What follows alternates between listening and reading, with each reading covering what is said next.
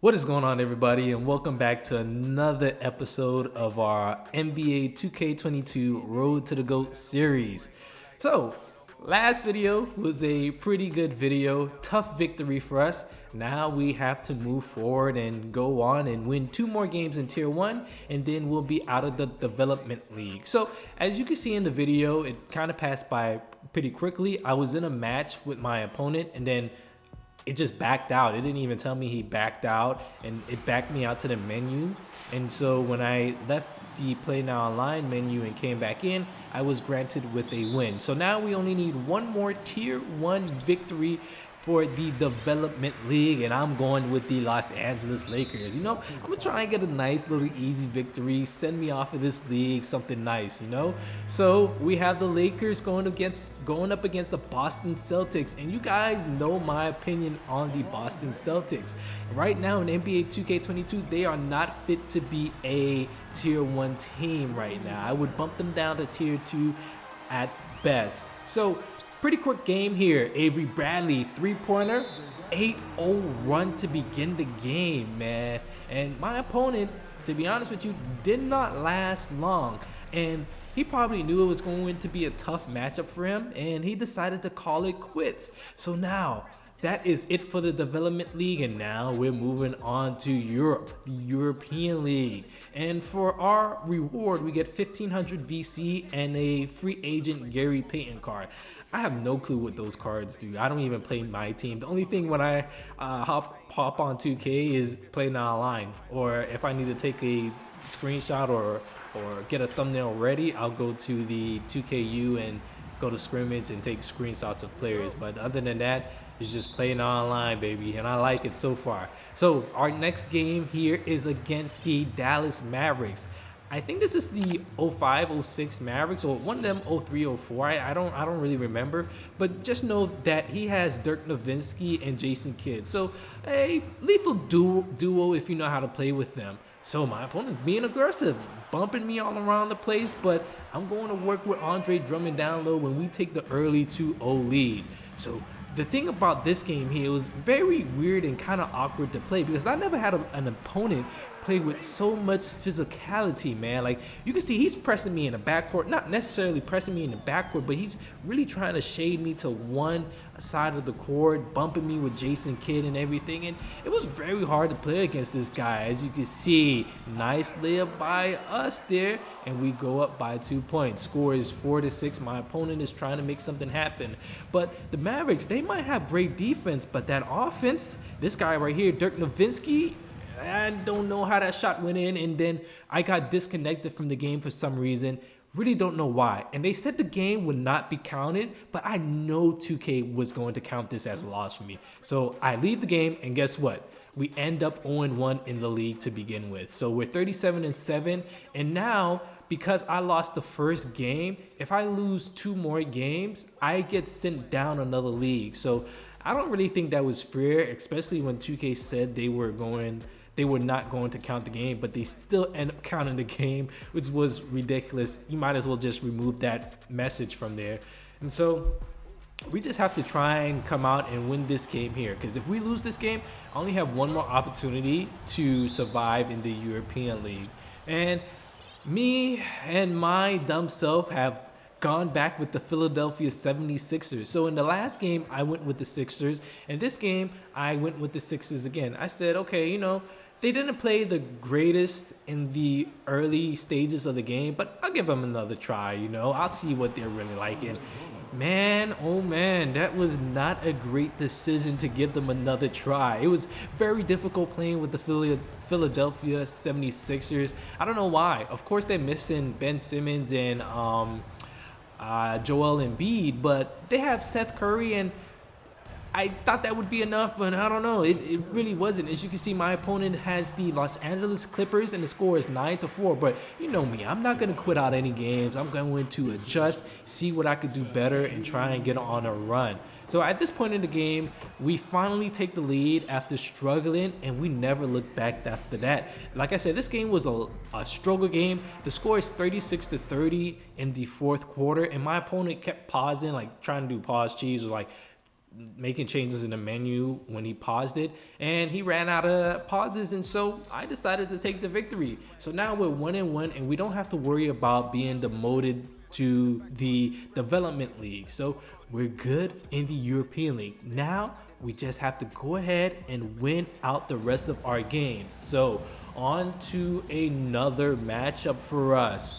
This is going to be the Los Angeles Clippers going up against the Charlotte Hornets. So pretty good matchup, I would say, because the Clippers are missing Kawhi Leonard, and Kawhi Leonard not being on his team kind of makes it a little bit challenging to play with him. Although you have Paul George and they have a solid starting five, in this game it wasn't really enough. This was another struggle game for me here, and this is the main match I should mention, by the way. So my opponent, I don't know what type of defense he was really playing. He was playing an on-ball defense, but it was very lackadaisical, lazy on-ball defense, and I thought he could have really done better in the first quarter of guarding me on ball. But to his credit, I really did struggle in this first quarter as well.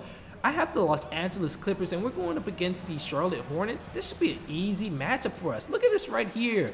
What are we doing? We should have had the defensive rebound, but we give it up to Miles Plumlee, I believe, and he takes the lead right back. So I'm not doing a good job of scoring. This Clippers team is not doing a good job of moving around the court, getting good space in, and just creating easy shots. But this man, Paul George right here, he is a good player when it comes to pick and rolls. When he's the one setting the screen, or the screen man, if he has to set it, if he needs to pop or he needs to roll to the basket, I can guarantee you that's probably my favorite player to run it with. He has good IQ to know what to do and the right angles to take.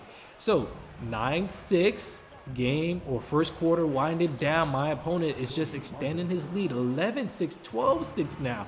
It's like I have the Clippers. I should not be down by that much, but things like that happen. I don't come out and play perfect every game, especially in the beginning stages of games. It's just really more of a rhythm thing, or it just happens to happen. Like I struggled with the Clippers, and I thought this was going to be an easy matchup for me, but in the previous games, I was really struggling all night long in these games I played with 2K, so it was no surprise that I was struggling here. He just bodies me down low, and he's just going to extend that lead again. It's 8-16. He's up by 8 points. First quarter almost coming to a close. I don't know what I'm doing. I don't know what type of plays the Clippers are calling, but I just need to try and set something up, and we eventually do that there with Eric Bledsoe. Surprisingly, he hits a three. This guy is not a great three-point shooter, but like I said, in this year 2K, if you're going to leave me wide open, I don't care who it is, I'm going to shoot it because I have the shot meter off, and I think I've gotten a little bit better at, time and release points for each and every player jump shot. So, second quarter is upon us now. I'm down by 5 points, 16-11. Paul George trying to get to the rim. That's Zubac, I believe, kicks it back out to PG, wide open three-pointer.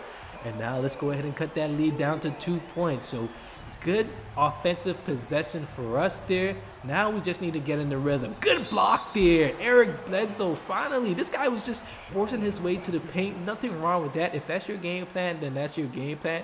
But I should be able to stop that. I've been playing 2K for a while, so there's something I need to do about that. He gets back to the paint, misses the layup, I'm out of position, jumping all around the court, and he kicks it back out to Gordon Hayward. Let's see what he does here. Nicholas Batum, good defense. He dumps it back down low again. And if you get that low into the restricted area, it's going to be about automatic, man. So he goes ahead and scores that bucket, and he's back on offense once more. I believe that's Kelly Oubre. That kind of looks like him. But again, Miles Plumlee on the board again. And at this point in the game, I'm like, my goodness, man, we're giving up so many offensive rebounds, and I didn't even realize this team still had Serge Ibaka. And so I said, you know what, forget Zubac. I'm going to bring in Serge Ibaka for rebounds because Zubac is not doing his job at the 5 position. And my opponent still has the lead. And it's not like he was doing anything crazy. He was just doing simple stuff like this. It's not like me when I'm running plays. I have the plays set on automatic where, getting guys in mismatches and everything. My opponent's just doing simple stuff. Paul George, again, like I said, when he sets those screens and he needs to pop or he needs to roll to the basket, that's a good player to have in your corner because he's going to be able to knock down the mid-range to three or get to the basket and finish a tough layup. Paul George, one of my favorite players on 2K. So 22 to 18, Paul George again.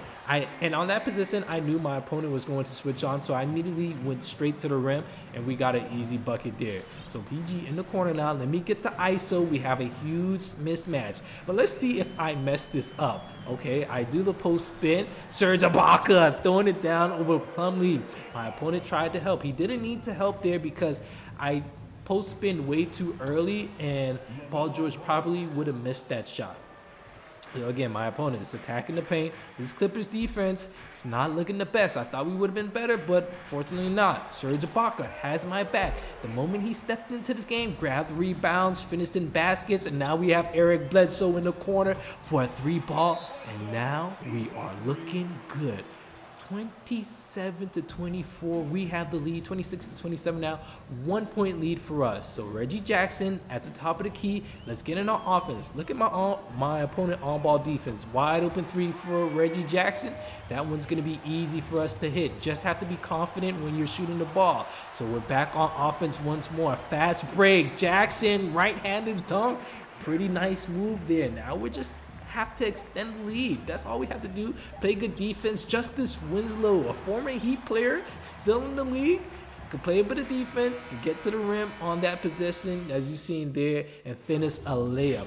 So you can see I'm shooting 56%. He's shooting 48%. I mean, it's decent. I would say it's about average, but I don't feel the most confident right now because we're struggling. We're allowing so many points in the paint, and I feel like he just can make a comeback at any point in time if we really wanted to. Caught him lacking. Paul George wide open for three-pointer.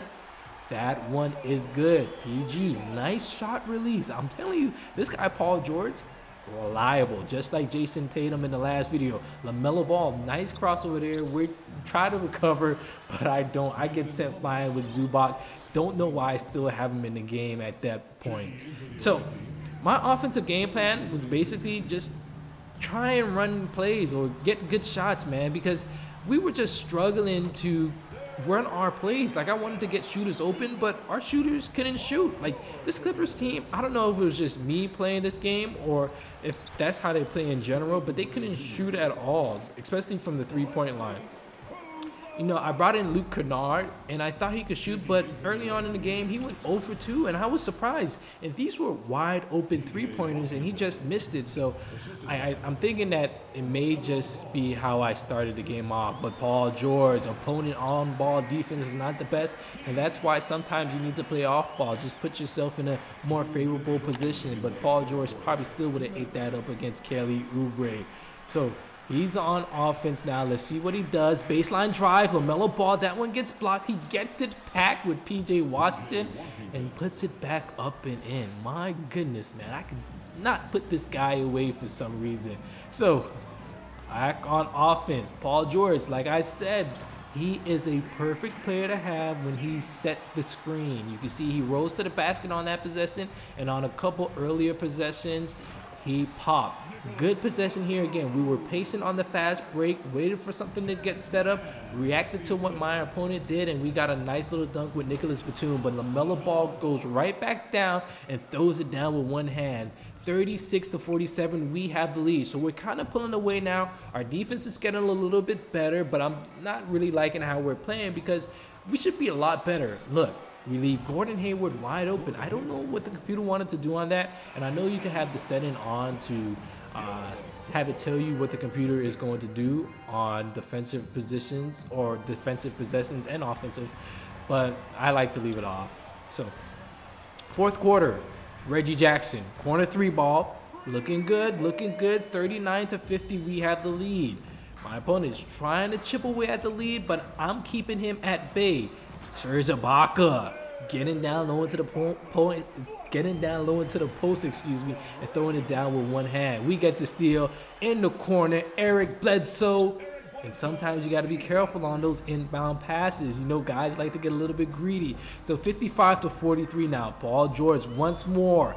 Wide open for three-pointer. You know this guy is cash money. I don't know. This game, Paul George might Paul George, after this game, boosted himself up my list of favorite NBA 2K players to play with. So, back on offense. I'm trying to drive. Okay, my opponent on-ball defense got a little bit better, but Serge Ibaka is going to throw it down, making the score 60-43 now. So this game wasn't too hard. I mean, we did struggle in the first half, but after that, you know, we just had to relax, call our plays, and make the right adjustment. And the adjustment we had to make was bring in Serge Ibaka, man. Look at the shot right here. Paul George, step back, three-pointer. Got it to go. 20-point lead for us in the fourth quarter. We just absolutely turned up in that second half, man. And it's all because of Serge Ibaka. If not, Zubac would have got our rebound and everything. Give credit to Paul George, too. This guy was on fire. He played the perfect game I needed him to play. And, you know, that could be due to my opponent's skill level. He wasn't the best. And it was really his on-ball defense wasn't the best. It wasn't that good. And his offense was decent because he was able to get to the paint line, and he has 45 points, which is a good amount in a play now online game. But, you know, you just have to take your time. And I knew I had the better team here, and I kind of felt like I should have won. Paul George slipping to the rim, pump faking, getting the basket to go. I'm telling you, this guy is pretty good.